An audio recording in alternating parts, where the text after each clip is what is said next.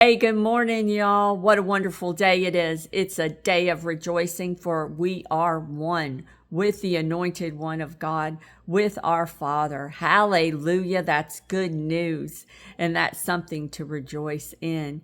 Did you know Romans 8:1 says, "There is therefore now no condemnation to those who are in Christ Jesus"? Well, we're in Christ Jesus, so there should be no condemnation. Let's look at a couple of these words, though. There is therefore now. Now updates itself every second. There is not a now that is from the past. Now is now, right now.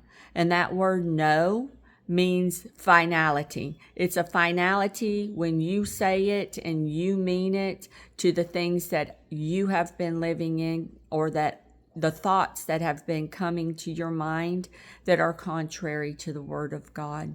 Now let's look at this word condemnation. And Holy Spirit gave me a definition of condemnation, and I'm going to share it with you.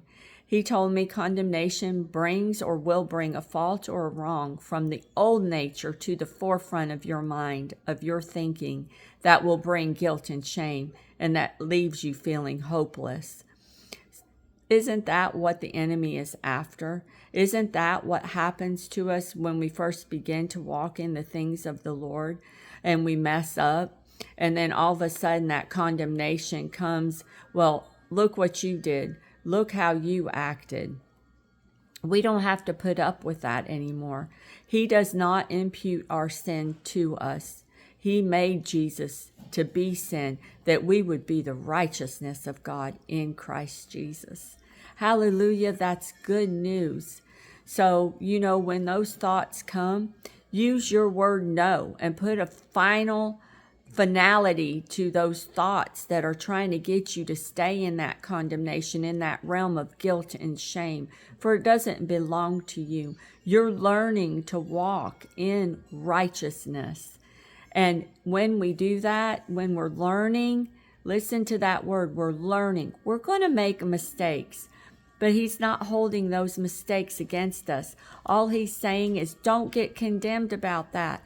Do not allow guilt and shame and condemnation in your life, or guilt and shame that comes from condemnation in your life. Lay it aside. How? By saying no. How? By getting into His Word, by learning who you are and what belongs to you, by meditating His Word. But we have to do that. We have to be in His Word to know what He says is ours and to know who we are. His Word tells us that. And as we go through our day, just meditating on the Word that we have placed in us for that day. Just saying it over in our head and allowing Holy Spirit to have time to teach us what we have put in us, whatever word that is that you put in you today. Just remember, keep it at the forefront of your mind. But here again, it's your choice whether you do that. You get to choose. The blood of Jesus protects your choice, whether good or bad. It's your choice. And you get to choose. What will you choose today? Will you choose to allow condemnation, or will you say no and put a finality to that? Y'all have a good day. Think on these things. Grace and peace. Walk in your righteous nature.